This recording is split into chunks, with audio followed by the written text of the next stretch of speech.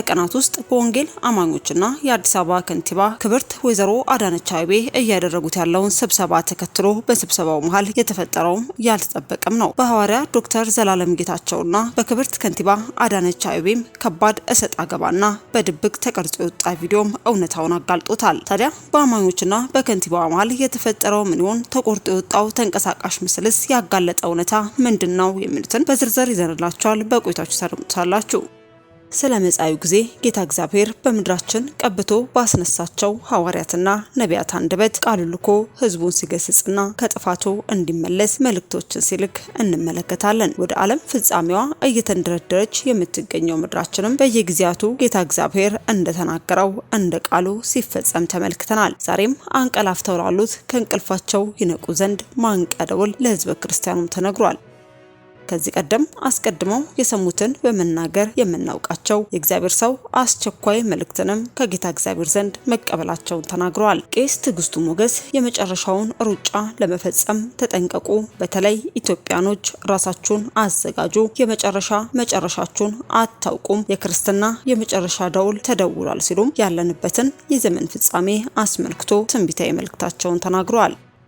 በቄስ ትዕግስቱ አንደበት የተላለፈው የማስጠንቀቂያ መልእክት ምን ይሆን? ጌታስ ምን ሲል ተናገረ? የሚሉትን በመረጃችን ይዘናል። በቆይታችሁ ከአንደበታቸው ታደምጣላችሁ። እስከ መረጃው ፍጻሜ አብራችሁን ቆዩ።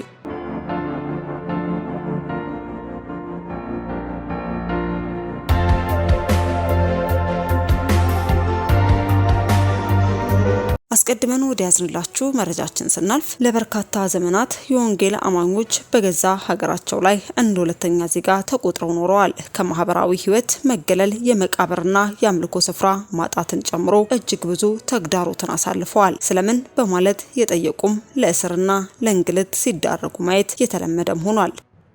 ታዲያ ይህ ተግባር አሁን ባለንበት ዘመን ላይም መልክና ይዘቱን ቀይሮ መጤ የሚል ስያሜን ይዞ የወንጌል አማኙን አንገት ለማስደፋት እምነትን የማስፋፋት መብቱን የመንፈቅ ተግባርም የአምልኮ ስፍራዎችን መንጠቅና ለእስር መዳረግ እየተፈጸሙ ይገኛሉ።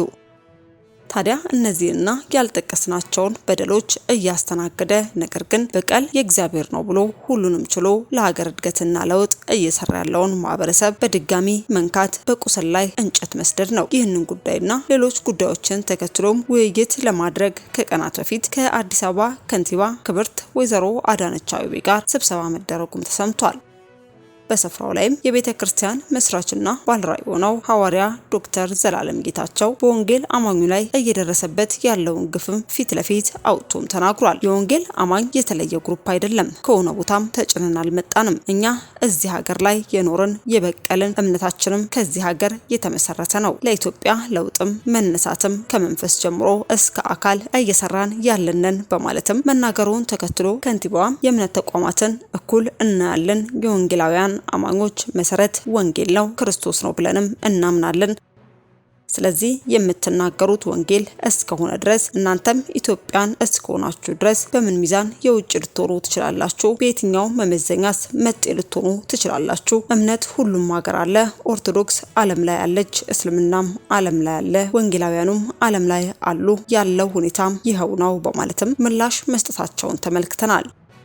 በአጠቃላይ የነበረው ስብሰባ ላይ መንግስት ሁሉንም የሃይማኖት ተቋማት በእኩልነት እንደ ሴቶቻቸውና አስተምሯቸው በፍትሃዊነት ያገለግላል በማለትም ክብርት ከንቲባ ወይዘሮ አዳነች አቤቤ መናገራቸውን ተመልክተናል።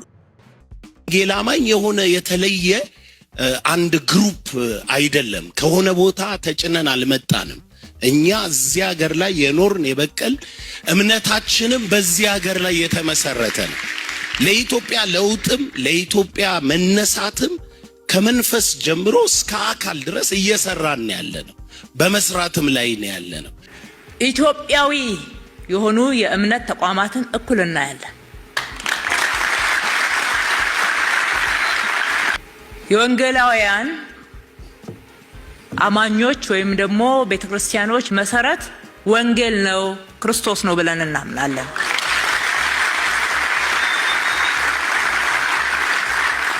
ስለዚህ የምትሰብኩት ወንጌልን እስከሆነ ድረስ እናንተ ኢትዮጵያውያን እስከሆናችሁ ድረስ የተመሰረታችሁት ኢትዮጵያ ውስጥ እስከሆነ ድረስ በምን ሚዛን ነው የውጭ የምትሆኑት?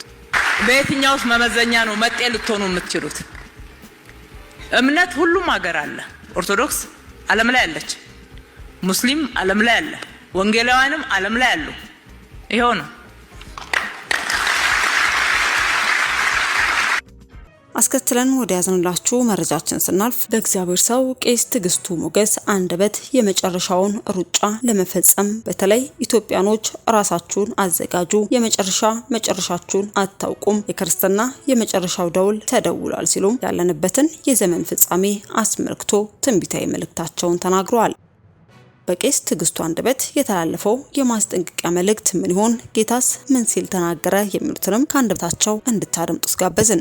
እንደምታውቁት የመጨረሻው ዘመን ምልክቶች በመካከለኛው ምስራቅ በተለይም በእስራኤል በጣም ያቆጠቆጠ ስለሆነ ከምታስቡት በላይ በእውነት ምጽአት በደጅ ነው። በአንድ በኩል በጣም ደስ ይለኛል፣ በሌላ በኩል ብዙ መከር ምን ሰበስበው መከር አለ እና እንዳንዝረከረክ ጉልበታችን በምድራዊ ነገር እንዳያልቅ የቅዱሳንን አእምሮ በዚህ ለመቃኘት ነው የጓጓሁት እና ዛሬም በዚህ ዙሪያ ነው የምናጠናው። የመጨረሻውን ሩጫ በድል ለመፈጸም በአራት ነገሮች ተጠንቀቅ በሚል ነው። እንግዲህ እኛ ኢትዮጵያውያን ሩጫ ታውቃላችሁ። በተለይ በስታዲየም ውስጥ አንድ ራሻዊት ነው ትዝ የምትለኝ፣ ረጅም ቅልጥምና ያላት ገና ሽጉጥ ተኩሶ ሩጫ ሲጀምሩ በጣም ነው የምትሮጠው።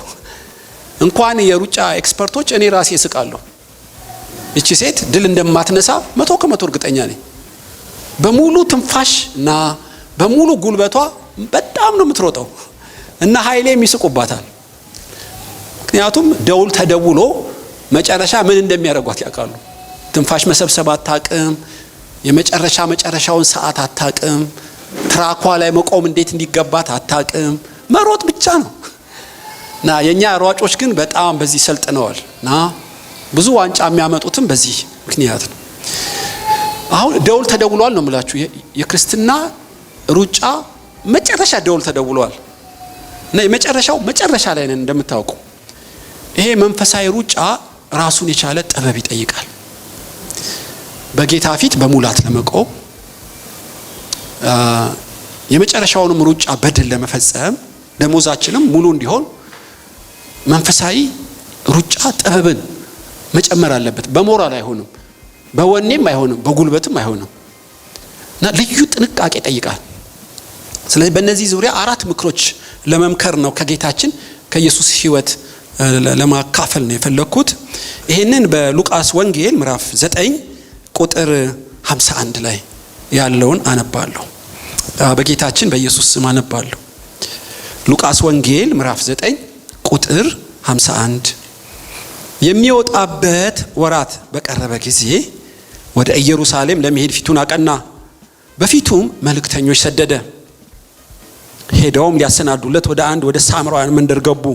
ፊቱም ወደ ኢየሩሳሌም እንደሚሄድ ስለነበረ አልተቀበሉትም።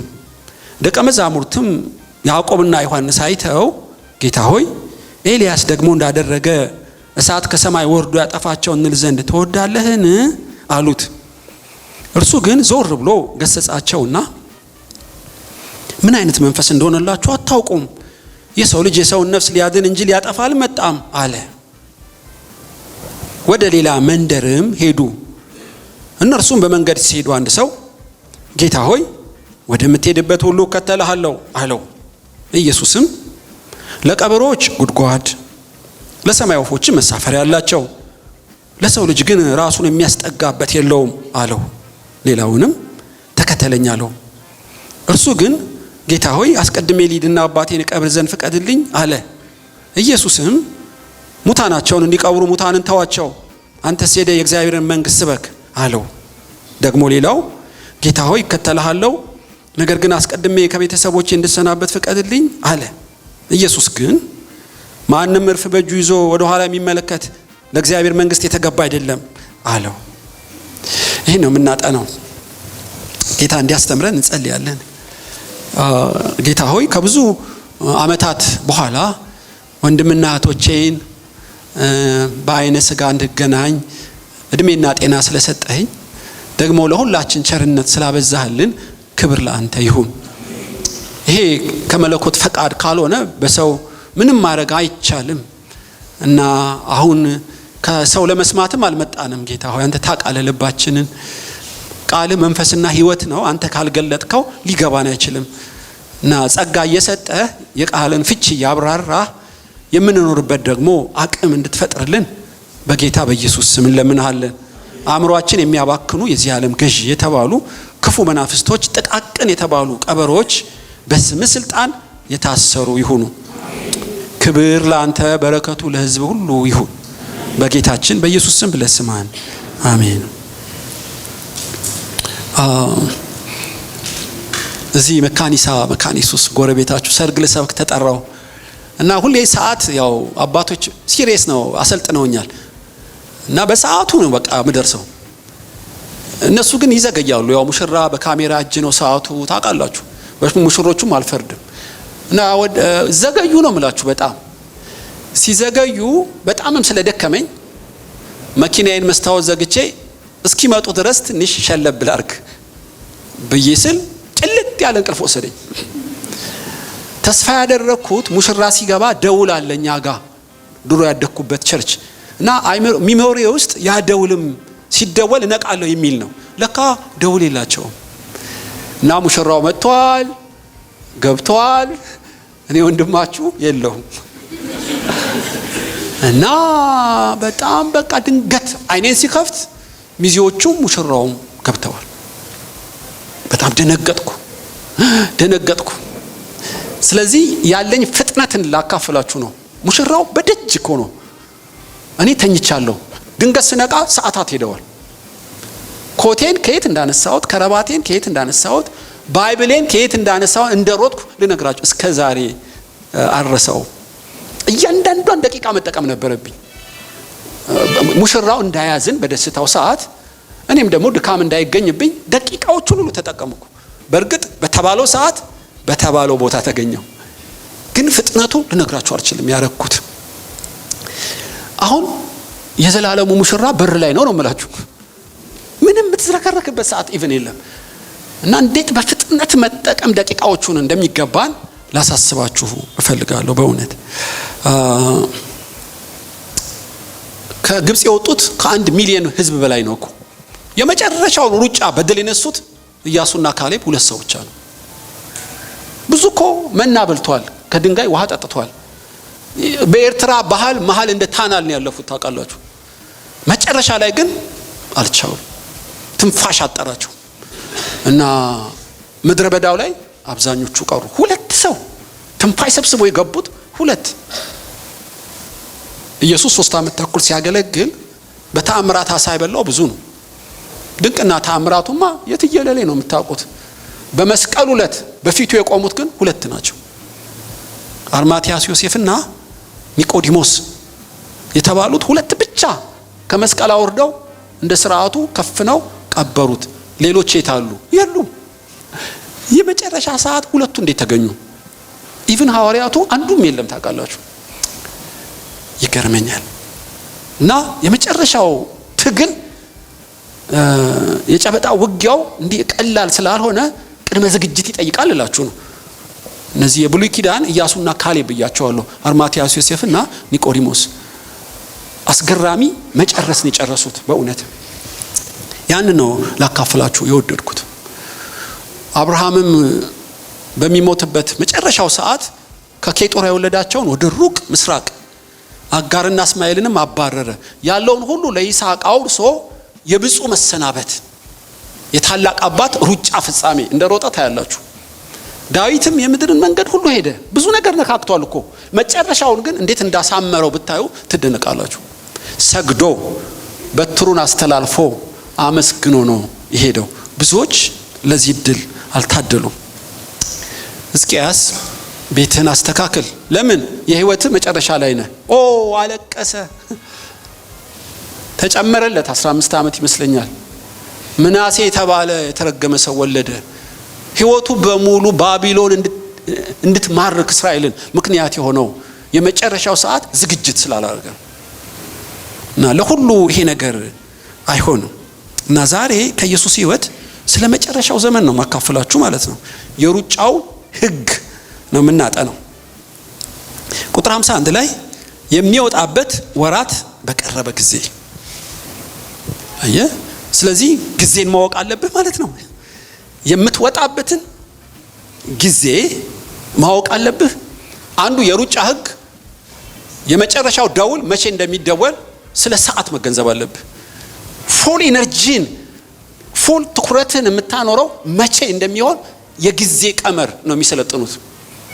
እና ተንፋይ ሰብስቦ እግራቸውን ማንሳትና መሮጥ ብቻ አይደለም፣ ስለ ጊዜ ነው የሚያጠኑት። ታውቃላችሁ እያንዳንዷ ደቂቃ ዋጋ አላት በሩጫ ውስጥ። እና ኢየሱስ ተወለደ በቤተልሔም ኤፍራታ ነው የተወለደው። በግብጽ 3 ዓመት ቆየ፣ ናዝራዊ ተባለ። 30 ዓመቱ ላይ አገልግሎት ጀመረ። እና 3 ዓመት ተኩል ሲያልቅ የመጨረሻው ሳምንት ላይ የሚወጣበት ወዴት የሚወጣበት ወደ ኢየሩሳሌም የሚሄድበት በኢየሩሳሌምም የሚሰቀልበት ወደ አባቱም የሚያርግበት ሳምንት እና ወራት እንደገባ ኢየሱስ አወቀ። ታውቃላችሁ ጠቢብ ሰው ጊዜን ያውቃል። በጣም ጠቢብ ከሆነስ ዓመታትን ያውቃል። በጣም የረቀቀ እግዚአብሔር ወዳጅ ከሆነ ወራትን ያውቃል። ከእግዚአብሔር ጋር ጥልቅ ግንኙነት ካለውማ ቀናትና ሰዓታትንም ያውቃል። ሰነፎች ግን የጊዜ እውቀት የላቸውም። ለነሱ ጊዜ እንደ ሰዓት ክብ ነው። ይመሻል፣ ይነጋል፣ መስከረም ጥቅምት ነው እና ክረምትና በጋ ነው። ለጠቢባን ግን በዓመታት በወራት በሳምንትና በጊዜ ውስጥ የመለኮትን ፕሮግራም ያውቃሉ። አንተ ነቢይ ከሆንክ ራስን ለምን ትሰውራለህ? ለእናንተ ጊዜ ሁሉ ምቹ ነው፣ ለእኔ ጊዜ ገና ነው። ወይን ጠጅ አለቀባቸው፣ እናቴ ሆይ ጊዜ ገና ነው። አባት ሆይ ሰዓቱ ደርሷልና ልጅህን አክብረኝ። ወራቱ እንደቀረበ ሲያቅ ፊቱን ወደ ኢየሩሳሌም አቀና። ሊያገለግል አይደለም ሊሰቀል ነው። ስለዚህ የአገልግሎቱ በአብ ዘንድ ተወዳጅነት ያደረገው ለስጋ ለባሾች ለኛ ምሳሌ የሆነን ሁሉን ያደረገው በመለኮት ሰዓት ነው። ታውቃላችሁ አንዳንዱ ይፈጥናል፣ አንዳንዱ ይዘገያል። ከመለኮት ዱካ ጋር ሰዓቱን ጠብቀው የሚሄዱ በጣም ጥቂት ናቸው። የጊዜ እውቀት። ስለዚህ ሩጫ ላይ አንዱ ኤክስፐርት መሆን ያለብህ ስለ ደቂቃዎች፣ ስለ ሰዓታትና ስለ ጊዜያት ነው ማለት ነው። መንፈሳዊ ህይወት እንደዛው ጊዜ አለ፣ የጊዜ እውቀት። ጊዜን ካወቅ አታባክነው። የመውጣት ሰዓት እንደደረሰ ካወቅ ትባንናለህ። ብዙ ጊዜ እንዳለ ከገባ በጣም ነው የምትተላለፈው። ለመቀመጥ ጊዜ ያለው፣ ለመነሳት፣ ለሳቅ ለለቅሶ ጊዜ ያለው፣ ለመጾም ለመብላት ጊዜ ያለው እና አሁን ሰማይና ምድርን በክርስቶስ ሊጠቀልል መነጠቅና ምጽአት በደጅ እንደሆነ ብዙ ምልክቶች ኢየሱስ ተናግሯል። እንደተናገረው ሲወለድም ምልክቶች ነበሩ፣ ሲመጣም አልደበቀንም። ስለዚህ እንደ ጠቢብ ሰው ስለ ዘመናት ስለ ጊዜያት እንድናውቅ እግዚአብሔር ይፈልጋል ማለት ነው። ስለ ጊዜን የሚሰልሉ ሰዎች ለምጽአቱ የተዘጋጁ መንፈሳዊ ሩጫን በድል ለመፈጸም ጥበብ የሞላባቸው ናቸው ማለት ነው። ስለዚህ ሁሌ ዜና ስከፍት እስራኤል አካባቢ ብዙ ሰዓት አጠናለሁ፣ ሰማለሁ። ዜና የምሰማው የጦርነት አስተሳያይት ለመስጠት አይደለም። የመለኮት ሰዓት ምን ያህል እንደቀረበ ጦርነቱ ይነግረኛል። አውቂ ሳውሎ ንፋስ ይነግረኛል። ታውቃለሽ የመሬት መንሸራተት ይነግረኛል እና ሰማይ ይነግረኛል፣ ባህርና ምድር ይነግረኛል። እነዛን ሁሉ ያገጣጠምኩ የመለኮት ሰዓት ምን ያክል እንደቀረበ እንዳስተውል ቅዱሳት መጻሕፍት ይናገራሉ። ዳንኤልም የ70 ዓመት ምርኮ እንደተፈጸመ ባየ ጊዜ ለሕዝቡና ለራሱ ይጾምና ይጸልይ ዘመር። መልአክም መጥቶ የተወደድክ አይደለም እጅግ የተወደድክ ዳንኤል ሆይ። ለምን እጅግ የተወደድክ አለው? ስለ ጾመ አይደለም፣ ስለ ጸለየስ አይደለም፣ የጊዜው ጾም ጸሎት ስላቀረበ ነው። 70 ዓመት በኤርምያስ አፍ የተናገረው እንደተፈጸመ ባየ ጊዜ ተአምር ነው። ሌሎችስ የባቢሎንን ቀንበር በ2 ዓመት ሰብሬያለሁ ይላል እግዚአብሔር ያሉ በዛው ዓመት የተገደሉ ነቢያት አሉ። በሞራል ነው የተናገሩት፣ በመልካም ፈቃድ ነው የተናገሩት። የመለኮትን ጊዜ አያውቁም። ዳንኤል ግን ጠቢብ ሰው ይላል ራሱ ሲጽፍ መቼ ምን ማድረግ እንዲገባው ዘመንን ያውቃል። የባቢሎን ንጉስም ዘመንን የሚያውቁ 7 ሰዎችን በመንግስቱ ላይ ሾማቸው። ስለዚህ አንዱ ጥበብ መለመን ካለብህ የመለኮት የጊዜ ዑደት በምን ላይ እንዳለች መገለጥን እንዲሰጥ ነው መጸለይ ያለብን። ጊዜ ውስጥ ሁሉ ሰማይ ላይ የብርሃን አካላትን አረገ፣ ስለ ዘመናትና ወራትን ይለዩ ዘንድ አስቀመጣቸው፣ አይዛነፉም። ኮከብ ወጣች፣ ሰብአ ሰገል እንደተወለደ ነቢይ ንጉስ እንደተወለደ አወቁ። ማን ነገራቸው? ኮከብ ነገራቸው። በለዓም ከይሁዳ ቤት ከዳዊት ቤት ከያዕቆብ ቤት ኮከብ ይወጣል ያለውን ቀምረው በሰማይ ያለችው ኮከብ የመሲህ መወለድን ነገራቸው። ቅዱሳት መጽሐፍት የያዙ ካህናት ግን አላወቁ። ስላልተዘጋጁ እኮ ነው። ዳመና ሲሆን ሊዘንብ ነው ትላላችሁ፣ ሊቀላ ሲል ንፋስ ነው ትላላችሁ። የጊዜውን ፊትማ ታውቃላችሁ፣ ነገር ግን የጊዜውን የእግዚአብሔር ሐሳብ አታውቁም። ተቆጣቸው። እንዲያውም በኢሳይያስ ላይ ጨረባ የምትሄድበትን ዋኖስስ የምትመጣበትን ጊዜ ታውቃለች፣ ሕዝቤ ግን የወፎች ያህል እውቀት የለውም ይላል። አስደንጋጭ ነው ማለት ነው።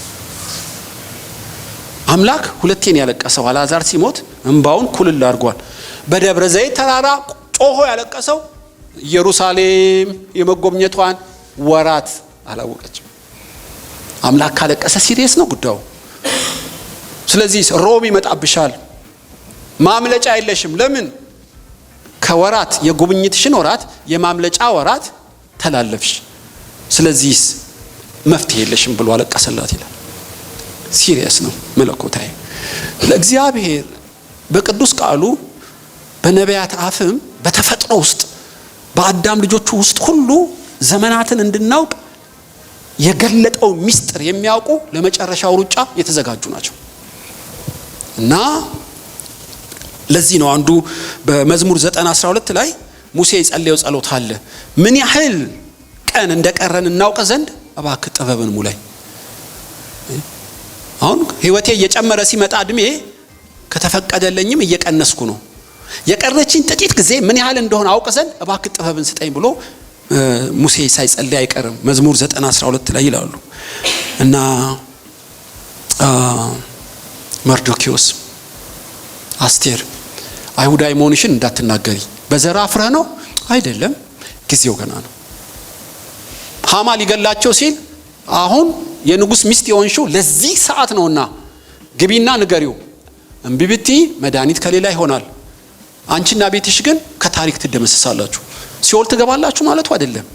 መጽሐፈ አስቴር የሚባለው ባንቺ አይጻፍም። ጊዜው አሁን ነው። አይሁዳዊ መሆንሽን የምትነግሪበት አሁን ነው። ንጉስ ሳይጠራኝ ከገባው እኮ ሞት ነው ሞት ነው ቅብጥር ሷት በይ፣ ሰዓቱ አሁን ነው ብዬሻለሁ። ተጸጽቻለሁ፣ ንስሐ ልግባ፣ ነገ ላድርግ ብትይ ጅብ ከሄደ ውሻ ጮኸ ነው።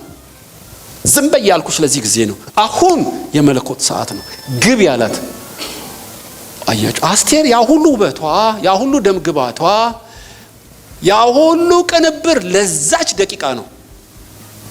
አንዳንድ መለኮታዊ ሰዓታት ከብዙ ዓመታት ይበልጣሉ።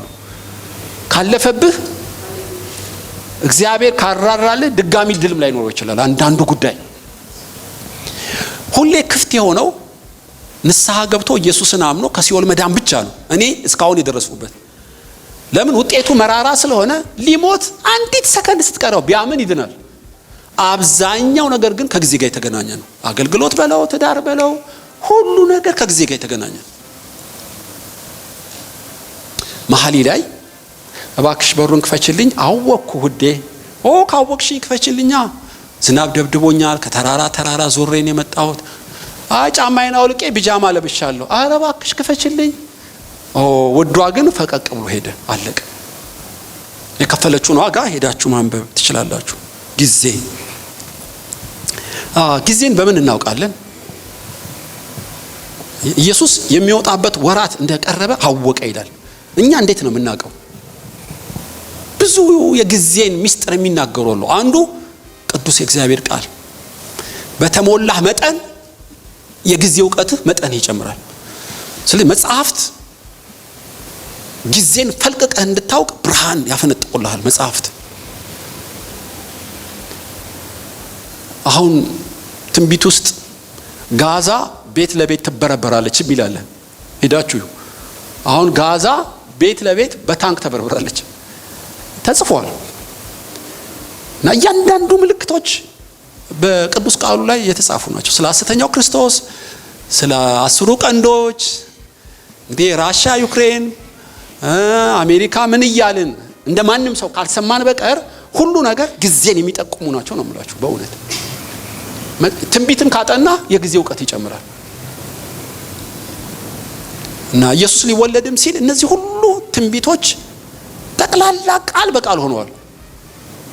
ልብሴን ይጣጣሉበታል፣ ሆምጣጤ ሰጡኝ፣ በሁለት ወንበዴዎች መሃል ሰቀሉት እና እያንዳንዱ ድርጊት ነቢያት በመንፈስ ቅዱስ በመነዳት ጽፈውታል። እጅና እግሬን በመስማር ወጉኝ መዝሙረ ዳዊት ውስጥ ታገኙታላችሁ። እና መጽሐፍትን የሚመረምሩ ከሆኑ የጊዜውን ድርጊት ለማወቅ አይቸገሩም። ሁለት ታውቃላችሁ፣ የምናውቀው በመንፈስ ቅዱስ ምሪት ነው። መንፈስ ቅዱስ ምስጢርን እኮ ይገልጣል። እና በብሉይ ኪዳን ቱሚምና ኡሪም የሚባሉ አሉ። በነቢያት ውስጥ አድረው ነገሮችን ይጠቁማሉ። ስለዚህ የእግዚአብሔር መንፈስ ለሰማያት ውበትን ሰጥቷል። አሁን ግን ከክርስቶስ አደራውን ተቀብሎ ምእመናንን የሚያነቃው ቅዱስ የእግዚአብሔር መንፈስ ነው። በመንፈስ ቅዱስም ተነድቶ ስምዖን ኢየሱስ ወደ መቅደስ እንደገባ አወቀ ይላችኋል። ማን ነገረው? መንፈስ ቅዱስ ነገረው። ሐናም ነብይት ስለነበረች በ8 ቀኑ መቅደስ ሲገባ ስለሱ ለሰዎች ሁሉ ትናገር ነበር። በ8 ቀኑ አወቀችው። ኦ የጌታዬ እናት ወደ እኔ ትመጪ ዘንድ አይገባም፣ የተነገረልሽ ይፈጸማልና ያመንሽ ብፁዕ ነሽ። ለኤልሳቤጥ ማን ነገራት? መንፈስ ቅዱስ ነገራት። ለዘካርያስ ማን ነገረው? የመዳን ቀንድ አስነሳልን፣ ከሞት ፍርሃት ነፃ ወጥተን እናመልከው ዘንድ ብላቴናውን አሰበ። ማን ነገረው? መንፈስ ቅዱስ በሱ አድሮ ነገረው። የእግዚአብሔር መንፈስ ጋር በጸሎት የምትቀርብ ከሆነ በጆሮ ምስጢርን ይነግርሃል። ስምዖን የምትጠብቀው መሲህ መቅደስ አለ አለው። መንፈስ ቅዱስ ይናገራል። ሁለት ተፈጥሮ ይናገራል የምታውቁት። እና ተፈጥሮ ኔቸር ኢየሱስ እኮ ተናግሯል። እና በሎጥና በኖ ዘመን እንደነበረው የሰው ልጅ በሚመጣበት ሰዓትም እንደዛው ነው።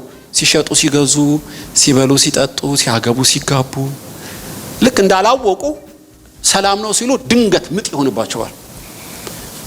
እና ተፈጥሮ ሴት ልጅ ልትወልድ ስትል የሽንት ውሃ ወገቤን ምን እንደምትለው አይነት እና በምጥ ተፈጥሮ ራሱ የኢየሱስን ምጽአት ይነግርሃል። እና አውራቂስ አውሎ ንፋስ ይነግርሃል፣ ማዕበል ይነግርሃል፣ የመሬት መንሸራተት ይነግርሃል፣ ጦርነቱ ከቀን ወደ ቀን ሲጨምር ይነግርሃል። በተለይ በመካከለኛው ምስራቅ በጣም ሲሪየስ የሆኑ ምልክቶች በጉጉት የሚጠበቁ አሉ፣ ግልጥ ናቸው። እና ተፈጥሮ ውስጥ እነዚህ ሁሉ አሉ። ስለዚህ መጨረሻው ሩጫ ዝግጅት ያደረገ ሰው አንዱ ምልክቱ ስለ ዘመናት ስለ ወራት ጥናት ያደርጋል፣ ዝግጅትም ያደርጋል ማለት ነው። ቁጭ ብሎ ደብተር ገዝቶ ጊዜን ይቀምራል።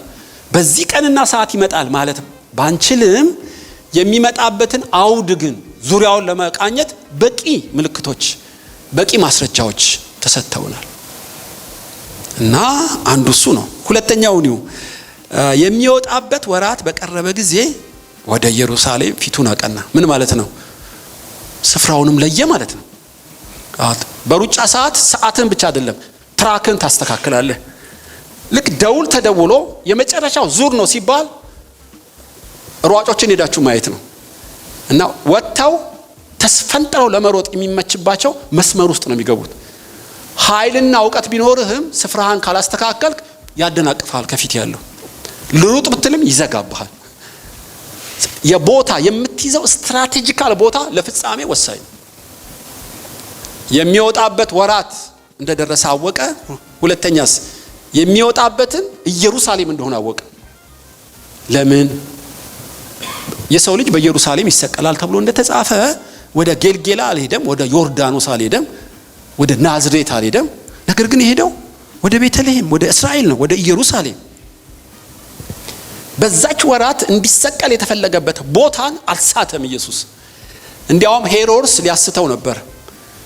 ሄሮድስ ሊገል ይፈልጋልና ወደ ኢየሩሳሌም አትምጣሉት። ለዛ ለቀበሮ የሰው ልጅ በኢየሩሳሌም ይሰቀላል ብላችሁ ንገሩት። ግብግቡ ስፍራን እንትለቅ ነው። እና አንዴ ስፍራን ከሳትክ በመጨረሻው ልመለስ ብትል እንኳን አደጋ ነው። በተለይ በእንደዚህ መጨረሻ ዘመናት አገር ለመልቀቅ እስከ ቤተሰብህ ከስፍራ ስፍራ ስትቀይር ከጌታ ጋር መናበብ ተገቢ ነው እና ብል ብለህ እንደ ወፍ ከሄድክ በጣም ለመልመድና ለመላመድ ራሱን የቻለ ብዙ አመታት ነው ይፈጅብህ እና በመጨረሻው ዘመን አንዱ ስፍራህን መለየት በጣም ተገቢ ነው። ስፍራቸውን በመልቀቅ ፍጻሜያቸው አላማረ ብዙ ምሳሌ ልነግራችሁ እፈልጋለሁ። አባታችን አብርሃም ሰዶም ጎሞራ በሳት ስትቃጠል የግጦሽ መሬት ከማጣት ያጎቱ ልጅ ሎጥም ሚሞሪው ስላስጨነቀው ይሁን አይሁን አላውቅም ወደ ፍልስጤም ወደ ጌራር ሄደ። እግዚአብሔር አይደለም ሂድ ያለው። ጌታ ከተገለጠለት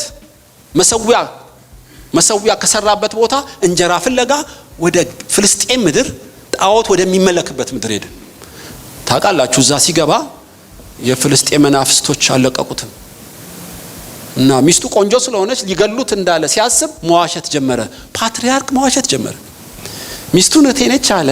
እሷም አለች ለነገሩ ፈርዖን ሳራን ወሰዳት። እግዚአብሔር ጣልቃ ባይገባ ኖሮ ስፍራውን ሲለቅ ጸጋ ጎድለው እንዲላሉ እና ብዙ ጠባሳ ነው። ኢቭን አጋር የመጣችው ከፍልስጤም ምድር ነው። አጋር ማመሆኗን ስለምታውቁ ሎጥ ሰዶም ጎሞራ ልጠፋ ነው። እንደ እግዚአብሔር ገነት ያማረች ቢመስልህም ሰዓቱ አልቋል። ቶሎ ውጣ አለው። ወዴት ልውጣ? ተራራው ላይ ሂድ አለው። ተራራው ላይ አጎቱ አብርሃም ስንቅና ትጥቅ ይዞ ይጠብቀዋል እና እሱ ግን ተራራው ሩቅ ነው። አንተ ያላየኸው እኔ ልመክር ምፈልገዋለኝ አለው እግዚአብሔርን። ዞአር እኮ ቅርብ ነች፣ ትንሽ ነች፣ እዛ ልሂድ አለው። ከኔ ይልቅ አንተ አዋቂ ነህ፣ ቦታ ትመርጣለህ፣ ሂድ አለው። ቅርብ የሆነችው ሩቅ፣ ትንሽ የተባለችው ጥልቅ። ከልጆቹ ልጆች ወልዶ ሞዓብና አሞን የተወለዱት ስፍራውን በመሳት ነው። ሰዶም ጎሞራ የሚጠመቀው ጠጅ ይልቅ ዞአር የሚጠመቀው በጣም ከባድ ነው። ልጆቹ ትንሽ አቀመሱት። ከማጋ የተኛ ከማጋ ይነሳ ያውቀው ጭንቅላት የሚያሱር መጠጥ ነው ያጠጡት። ዝሙት ስራ ብሎ እኮ አይደለም፣ ስፍራውን ለቀቀ። ጌታ ግን ምቹ ስፍራ ተራራው ላይ አዘጋጅቶለት ነበር። አብርሃም በተራራው ቆሞ ይጠብቀው ነበር። አየ እና ስፍራ በጣም ወሳኝ ነው። እና ትዝ ይላችኋል ዳዊት ነገስታት ወደ ጦርነት በሚወጡበት ሰዓት ዳዊት ምንጣፉ ላይ ተኝቶ ነበር። እግዚአብሔር የፈለገው ጦር ሜዳ ነው። ዳዊት ግን ቤተ መንግስት ምንጣፉ ላይ ነው። አደጋውን መስኮቱን ሲከፍት ቤርሳቤህን አያት። የዝሙት ጉዳይ አይመስለኝም፣ ግን ያ በራሪ እባብ ድንገት አገኘው። ለምን? ጸጋ ጎደለው። እግዚአብሔር የፈለገው ጦር ሜዳ ነውን? ይመስለኛል። በቂ ጸጋ ይሰጠው ነበር። ያለ ቦታው ያለ ጊዜው ምንጣፉ ላይ ሲገኝ የዚህ ዓለም ገዢ አቀባብሎ አነጠረለት። ብዙ ዋጋ ከፈለ ዳዊት። ወገኖቹ ስፍራ ከቸርች ወደ ቸርች፣ ከሀገር ወደ ሀገር፣ ከቀበሌ ወደ ቀበሌ እልም ከጎጆ ርቃ እንደምትበር ወፍ ላናቸው የዞረ ብዙ አሉ። ያለ ምሪት ያለ ዕውቀት ከቦታ ቦታ የሚንቀሳቀሱ አሉ። አየ በሁሉ ቦታ ወንጌል ብንሰብክም በሁሉ ቦታ መኖር ዲሞክራሲያዊ መብት ቢሆንም በመንፈሳዊ ዓለም ውስጥ ግን ምሪት ይጠየቃል። ብራዘር ሁሉ ቦታ ለሁሉ አልተፈጠረም፣ አልተሳካም። ብዙ ወንድምና እህቶቻችን የህልም ኑሮ የሚኖሩት ያለ ምሪት ቀይ መብራት ጥሰው በወደዱት ስለኖሩ ነው። እና አንዳንድ የቦታ ጥያቄ በጣም ወሳኝ ነው። ኑሃሚንም ረሃብ ስለሆነ ባሏም ሁለት ልጆቿን ይዛ ወደ ሞዓብ ሄደች። ማን ወሰዳት? ሞዓብ። ጣዖት የሚመለክበት በሞዓብ ለምን ሄደች? እንጀራ ፍለጋ ነው ሄዳችሁ። 10 ዓመት ነው የኖረችው። ልጆቿን ጣዖት ለሚያመልኩ የዳረች። ከዛ ሞት ማስተናገድ ጀመረች። ሁለት ልጆቿ ሞቱ፣ ባሏ ሞተ። ማራ በሉኝ ነው፣ ለቅሶ ነው። ከቃሉና ከካህናት ርቃ ለብቻዋ በሞዓብ ምድር ጉልበቶቿን እንግዶች በሉት። ለምን? ያለ ምሪት ስፍራዋን ቀይራ ነው። በመንፈሳዊ ዓለም ውስጥ ይጠየቃል እግዚአብሔር። ዮናስ ወደ ነነዌ ሂድ። ዮናስ ግን ወደ ተርሴስ ሄደ። እሱ ጠፍቶ ሌሎችን የሚያጠፋ ማዕበል ያመጣው ስፍራውን ስለለቀቀ ነው። ችግሩ ከመርከቡ አይደለም፣ ከሰዎቹም አይደለም። ያለ ቦታው የተንቀሳቀሰ ሰው አለ። በመለኮት ምሪት ነው የምትንቀሳቀሰው እንጂ በተመቸን አይደለም። ታውቃላችሁ እኛ የራሳችን አይደለንም። የምትወደውን ልታረግ አትችልም። ስለዚህ በጊዜ ቀመርና በቦታ ላይ በምድብህ መሆንህን እርግጠኛ መሆን አለብህ። ለመጨረሻው ሩጫ ትንፋሽ የምትሰበስበው እንደዚህ ስትቃኝ ነው ማለት ነው። ጳውሎስም ወደ ወንጌል ለመስበክ ከሲላስ ጋር ሄደ። የክርስቶስ መንፈስ ከለከለው። ለምን? በግምት እንጂ በምሪት አልሄደማ። ግራ ገባው። ወደ መቄዶንያና እርዳን ሲል ገባው። ጳውሎስና ስፍራው ሲጋጠም አጋንንት በፊቱ ሊቆሙ አልቻሉ። ከገረዱ አጋንንት ወጣ፣ የታሰሩት ተፈቱ። ሊዲያ ጌታን አመነች። ኢሮፕን አነቃነቀው። ለምን? በትክክለኛ ቦታው። ለምን ከለከለው? ወንጌል ሁሉ ለዓለም ቢሰበክስ? መለኮት ነገ ምን እንደሚያደርግ የሚያቀሱ ነው። ጳውሎስ ሊሄድባቸው ያለውን ቦታ በሌላ ሰው ነው መድረስ የሚፈልገው። ለጳውሎስ የተመደበው ግን መቄዶንያ ነው እንደምታውቁት። ስለዚህ በመውጣትና በመግባት ውስጥ የስፍራ ነገር ቸል ልንለው አይገባም። ይሁዳ ላይ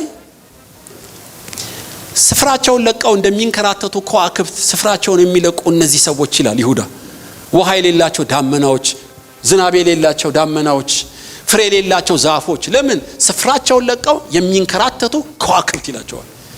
እነዚህ ተወርዋሪ ኮከብ የሚባሉትን ሊሆን ይችላል። ስፍራቸውን ለቀው የሚንከራተቱ ይላል። ስፍራን ከለቀቅ መንከራተት።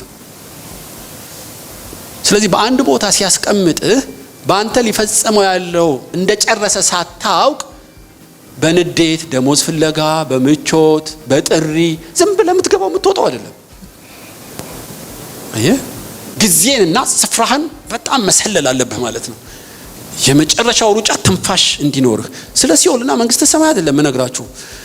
የመጨረሻው ሩጫን በድል ለመንሳት መንፈሳዊ ትንፋሽ የሚኖራቸው ስለ ዘመናት ስለ ስፍራም የሚያውቁ ናቸው ለማለት ነው። ውድ የሻሎም ቲዩብ አድማጭና ተመልካቾቻችን ለሰዓቱ ያዝንላችሁ መረጃ ያደመጣችሁትን ይመስል ነበር። በሌላ አዳዲስ መረጃ እስከምንገናኝ መልካም ቆይታ